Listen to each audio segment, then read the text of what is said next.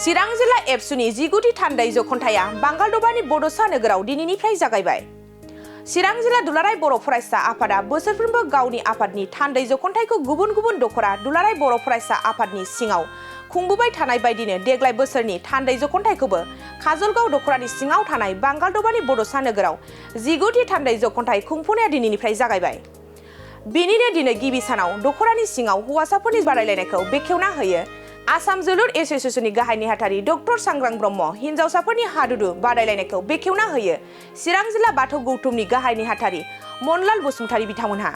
बेजों लोगोसेनो दिनै गिबि सानाव फरायसाफोरनि थुनलाइयारि आयदा बादायलायनायाबो खुंफुंनाय जायो। बेफोरबायदिनो बे मेलाव गोबां हाबाफारिखौ लानाय नुनो मोन्दों। बे मेलाव गोबां रायजो राजाफोरजों लोगोसे गोबां एबसुनि बिबानगिरिफोराबो बाहागो लानायखौबो बे समाव नुनो मोननाय जादों। खौरांगिरिफोरनि सिगाङाव मा बाथ्रा बुंखो आबुङै मिथिना लानि फै। जोंहा बुंनो थाङोबा दुलाराय बर' फरायसा हिसाबैनो समाजखौ बोरै गोग्गो खालामनांगौ बेखौ नोजोर लाखिनानै दिनै गेलेमु बिथिङाव जोबोद खामानि मावबाय थादों। मानो होनोबा जोंनि लाइमोनफ्रा मोजां हाबानिफ्राय एरायनानै गाज्रि हाबायावसो बांसिन जगदान जानायखौ नुबाय थादों। दा बिथांमोनखौ बोरैहाय राइट ट्रेकआव लाबोनो हायो, मोजां लामायाव लाबोनो हायो, बिनि थाखायनो दुलाराय बर' फरायसा आफादा मावबोबाय थानायखौ जों नुबोबाय थादों।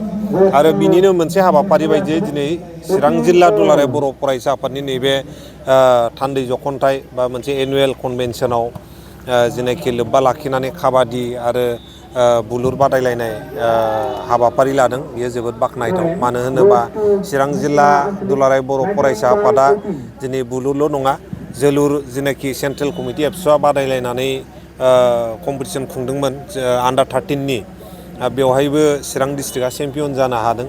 आरो बेवहायनो बिटिसिनिफ्राय होनाय 1 लाख करि जेनाखि बेस्ट प्लेयार जोंनि मानाव गेदेर प्रमद बर' सारा प्रमिस खालामनाय मथे हायेस्ट स्करार आरो बेस्ट प्लेयार 1 लाख करि रां मोनदों। आरो बिथांमोननि कचिंनि थाखाय मा best of the best possibility हाबाफारि लानो हायो बिनि थाखाय सिन्था सरसा खालामबाय थानाय जादों।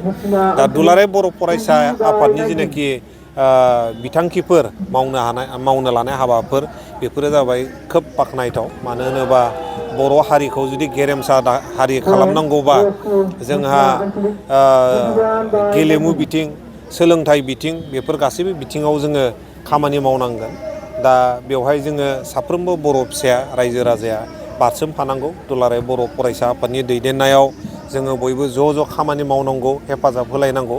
अब्लानो जोङो हारिखौ मोजां फारसे बा गेरेमसा हारि दानायाव जोङो जाफुंसार जागोन होननानै मिजिंथिनो हायो। चिरां हिसाबै माबायदि जौगादों होननानै सानो सारा नैबे बोसोर आरो फैगौ समाव माबायदि जौगागोन नुहुरदों सारा?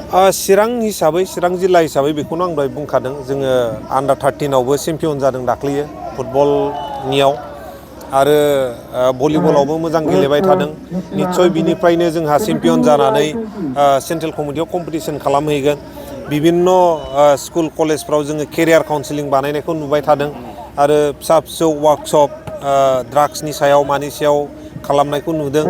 दा बेफोरखौ नायोबा चिरां जिल्ला दुलाराय बर' फरायसा आफादा खोब एक्टिभ आरो हारिनि जौगानायनि थाखाय खामानि मावबाय थादों होननानै आङो सानो। आरो जोङो बिथांमोनहाल' मावबाय थाबानो जानाय नङा, बिथांमोनजों लोगोसे जोङो साफ्रोमबो बर' फिसायानो बारसोमफानानै जोङो खामानि मावनांगोन। चिरां जिल्ला दुलाराय बर' फरायसा आफाद आरो काजलगाव दख'रा दुलाराय बर' फरायसा आफादनि 19थि थान्दै जख'न्थाय, बे बोसोराव जोङो काजलगाव दख'रा एबसुनि सिङाव थानाय दांथल इउनिट एबसु बांगालदबा होननाय जायगायाव जानुवारि फार्स्ट उइकनि 5, 6, 7 बे सानथामनि हाबाफारिजों जोङो खुंफुंनायनि लाहार फाहार बियो सोलिबाय थादों। मैया 5 तारिखनिफ्राय जागायबाय आरो दिनै चिरां जिल्ला एबसुनिया 6 तारिख आरो 7 तारिख साननैनि जों गाजा गोमजायै फालिनायनि हाबाफारि बियो जोङो अलरेडि सेटेल जाखानाय। बे हिसाबै दिनै गिबि चिरां जिल्ला एबसुनि हाबाफारियाव फुंनि 10 रिंगानिफ्राय जोहोलाव सोमला बसुमतारीनि मुङाव भलिबल बादायलायनाय बियो सोलिदों। आरो बे बादायलायनायाव चिरां जिल्लानि सिङाव थानाय गासै मोनस्नि दख'रा आरो बङाइगाव कलेज एक्सट्रायै जों होनाय जादों। गासै 9 टिमनि गेजेराव बादायलायनाय बियो सोलिगासिनो दं दा नैबे गेवलां बोथोराव। आरो बेजों लोगोसे समानैनो जोंनि चिरां जिल्लानि सिङाव थानाय बे गासै 7टा दख'रा आरो बङाइगाव कलेज गासै 8टा टिम लानानै गायदे आरो हेलेना बिथांमोननि मुङाव जोंनि जे काबादि बादायलायनाय बियो सोलिबाय थादों। बे हाबाफारिया दासिम जोङो मावबाय थानाय जादों आरो बेनि अनगायै हाबाफारि बायदि एखे टाइमावनो 10 रिंगानिफ्राय जि गेवलां जि डायास बेवहाय जोंनि फरायसाफोरखौ लानानै कलेजनि इउनिभारसिटिनि हायार सेकेन्डारि आरो 9-10निफ्राय आरम्भ खालामनानै मोनसे थुनलाइयारि आयदानि बादायलायनाय लिटारेरि जि शैक्षणिक कम्पिटिसन बेबो सोलिबाय थादों। दिनै बियो जाबाय थादों दा बर्थमान। बिनि उनावहाय जोङो आफादारि बिथिं जोङो सावरायनाय जोंहा थागोन गासै मोनसेनि दख'रा आरो कलेजनि इउनिभारसिटिनि फरायसाफोरखौ लानानै। बे सावरायलायनायाव आथिखालाव बर' माहारिनि बायदिसिना जेंना जेंगोना सोलोंथाइनिफ्राय आरम्भ खालामनानै दिनै सोलोंथाइयावनो गोबां जोंनाव जेंनाफ्रा दङ। बायदि रोखोमनि जाय जेंनाखौ दिनै बुंनानै फोजोबनो हानाय नङा। बेहाय जोङो सिरियासलि सावरायगोन आरो फैबाय थानाय समाव बे सानथामनि हाबाफारिजों चिरां जिल्लाया सोलोंथाइ बिथिंनि गोबां आयदाखौ जों सावरायनानै रायजो राजानि गेजेराव थांनानै फरायसाफोरनि गेजेराव थांनानै फोरोंगिरिफोरनि गेजेराव थांनानै जोंनि जेंनाखौ सुफुंनायनि जि बेबस्था जि राहा बेनि थाखाय जोङो थांखि लागोन। बेखौ जोङो गोख्रोङै नोंथांमोननो जों दिनै फोसावदों। बेनि अनगायै जोङो हाबाफारि बायदियै मोनाबिलियाव जोंहा बर' माहारिनि गेजेराव गोजोन आरो खौसेथि बेखौ जों थांखिनानै जे आलारि बाथि फोजोंनाय दङ बे हाबाफारियाबो जागोन आरो बे जोबनायनि उनाव जोंनि जे डेलिगेट बियो हरसे सोलिगोन। बेवहाय गोबां रोखोमखौ सावरायगोन होननानै नोंथांखौ दहाय बुंबाय। हारि दानायनि बाथ्राखौ लानानै हारिमुनि, खेला दुलानि, सोलोंथाइनि बायदिसिना जोंनि समाजनि दिनै चिरां जिल्लायाव गोबां जेंनाजों जों मोगा मोगि जानानै दं। जोंनि सा ओनसोलाव रायजो जानाय दिनैबो हानि जेंना दिनै जानानै दं। दै गोग्गो दै मोनलोङाखै। स्कुलफोरनि जेंना दिनै गभमेन्ट स्कुल गैया। बाहाय गोबां भेन्सार स्कुल दङ। बायदि रोखोम दिनै जोंनि फरायसालि बर' बिजोंनि जि गुदि फरायसालिफोर बाहाय फरायसानि अनजिमाया खमायलांबाय। दिनै मार्जारनि लिस्ट जोंनाव फैदों। एमालगेमेसन सोलिबाय थादों।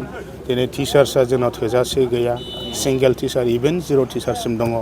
दा बेफोर थाखाय जोंनि चेलेन्ज आरो बे चेलेन्जखौ लानानैनो जोङो दुलाराय बर' फरायसाफोरा खुनु मेंनाय खुनु जिरायनाय गैया।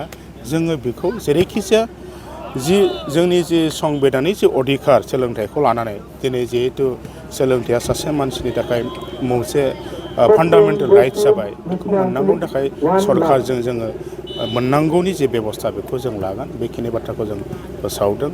गाबोन जोङो फुंनि 10 बाजिनिफ्राय आरो जोंनि बर'नि माहारियारि बाद बा बायदिसिना बर' हारि रैखाथिनि बर' हारि जोंनि सिनायथिनि बाथ्रा जोंनि थामोनथायनि बाथ्रा बेखौ लानानै जोंनि समग्र चिरां जिल्ला ओनसोलनि फोरोंगिरि समाज जोंनि गामिनि दैदेनगिरिफोर बायदिसिना दल संगठन आफादफोरनि दैदेनगिरिफोर आइजोफोर बिथांमोनखौ लानानै सिरियास मोनसे हारि दानायनि सार्थआव जोङो मोनसे सावरायमेल दङ 10 बाजियाव बेबो थिग खालामखानाय आरो बेजों लोगोसे 10 बाजियाव आरो जों गुबुन मोनसे जायगायाव गेवलां मेलाव जों आरो सेमिनार लाबावदों जे आथिखालाव बर' बिजोंखौ लानानै जोंनि साफ्रोमबो बर' फरायसाफ्रा फैबाय थानाय समाव बे मुगायाव जि ग्लबेलाइजेसन जि मुलुग बेजों गोरोबनानै बोरैहाय जोंनि हायार इडुकेसनखौ लांनो हायो क्वालिटि इडुकेसन बा स्किल जोङो जानो हायो साख्रि मावनो हायो बे बाथ्राखौ लानानै सिरियासलि इडुकेसननि सायाव जोंहा सावरायनांगौ दं आरो बे सेमिनारा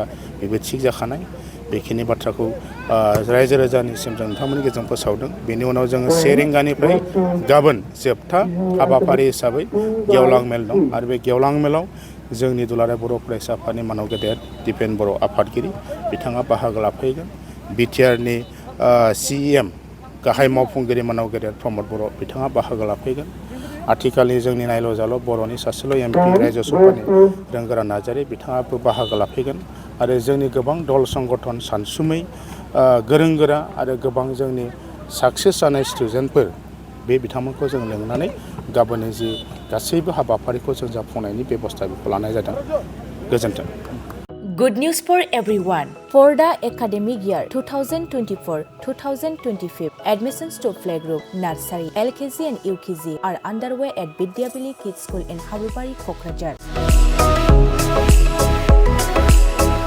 This Bidyavili Kids School has many facilities for students like smart class and daycare. indoor, outdoor game, art and craft workshop, playful learning.